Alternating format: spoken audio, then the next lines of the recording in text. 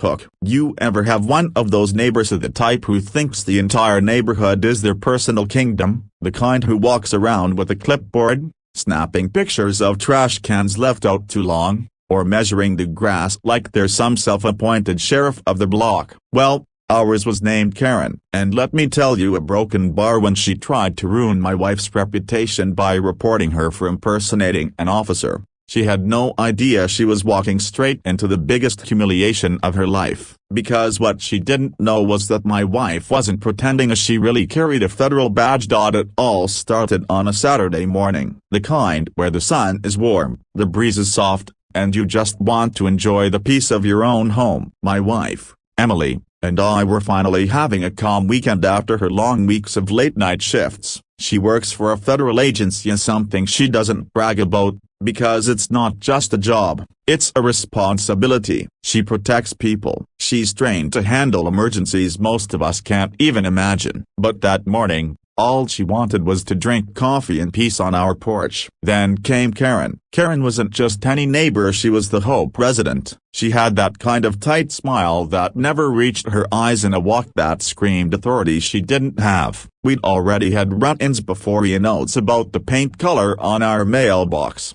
complaints about our dog barking, even once about the length of the holiday lights we'd hung. It was constant, but this time was different. Across the street, a delivery truck had accidentally backed onto a light post, bending the metal. My wife, who saw the whole thing, calmly walked over, pulled out her badge, and started taking notes, not for show, but because it was procedure. A federal property connected to utilities was damaged. She knew it had to be documented. That's when Karen stormed out like she just spotted a crime. "What do you think you're doing?" she barked, pointing at Emily like a teacher catching a kid cheating on a test. Emily stayed calm. "Ma'am, I'm documenting damage to the post. This is part of my work." She showed her badge clearly, then tucked it back into her jacket. But Karen wasn't having it. "Oh please," she sneered. "That's the most ridiculous excuse I've ever heard. What are you playing at? Some little cop fantasy? You're impersonating an officer, and I'm reporting this right now." I swear the air went still. My wife didn't even flinch. She just gave Karen that steady look, the one I know she uses in interrogations, so calm, unreadable, firm. But inside, I could see it wounded her. Not the insult, but the audacity. Emily worked years to sacrifice birthdays, anniversaries, nights of sleep for her badge, and here was someone treating it like a toy. Karen whipped out her phone, muttering loudly, making sure every neighbor peeking through blinds could hear. "Impersonating a federal officer, this is a felony. I'll make sure the hoe knows what kind of liars we've got on this street." And with that, she stomped away. The rest of the weekend was chaos. Whispers floated around. A couple of neighbors avoided eye contact. One even asked, "Oh, is Emily in some kind of trouble?" My wife tried to brush it off, but I could see the pain in her eyes. She'd worked her whole life to be respected in her field, and now her reputation, even among her own neighbors, was being dragged through the mud by someone who lived 3 doors down. We thought it would blow over. But then, on Monday evening, it escalated.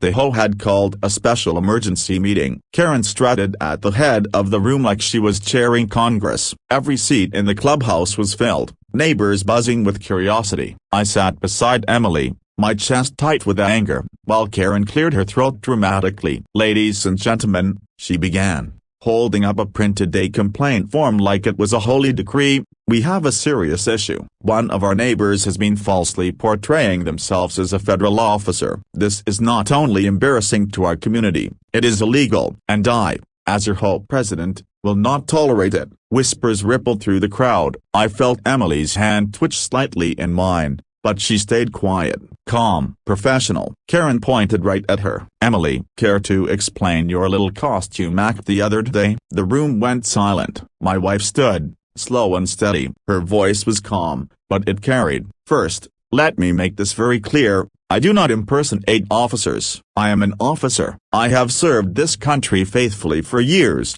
and I do not owe you an explanation for the work I do." Karen scoffed. "Oh, spare us the drama. If you're really who you say you are, prove it. Show us your little toy badge again." I saw the flicker of pain in Emily's eyes, but then, resolve. She reached into her jacket pocket, pulled out her leather badge wallet, and held it high. Not for show, but for truth. The gold emblem gleamed under the fluorescent lights, her credentials crisp and undeniable. A collective gasp filled the room. Neighbors leaned forward, eyes widened. You could hear the sound of Karen's confidence crumbling. "This," Emily said firmly, "is not a toy. This is the badge I earned through years of training, sacrifice, and service. I don't use it to intimidate. I don't use it to flaunt power. I use it to protect. And if you had any respect for the law, or for your neighbors, you would never have tried to slander me in this way." For a long moment, silence hung heavy. Then, someone in the back, a quiet older man, spoke up. "I've lived here 20 years. I've never seen anyone stand up to Karen like that." "Emily, we're lucky to have you here." Murmurs of agreement spread. Heads nodded. Even those who looked doubtful now smiled at my wife with respect. Karen,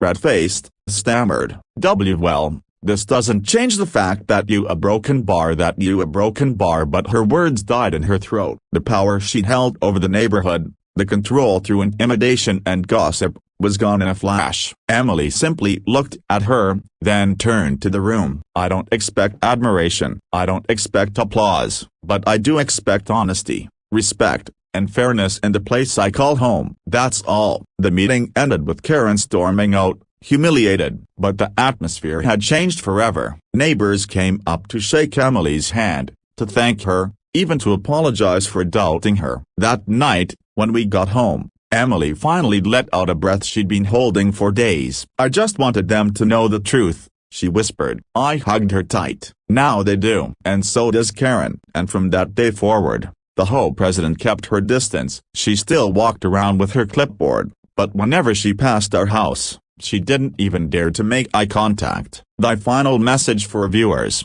this story isn't just about a neighborhood feud. It's about integrity, resilience, and the courage to stand tall when others try to tear you down. My wife never sought recognition, but when her character was tested, she showed that truth will always shine brighter than lies.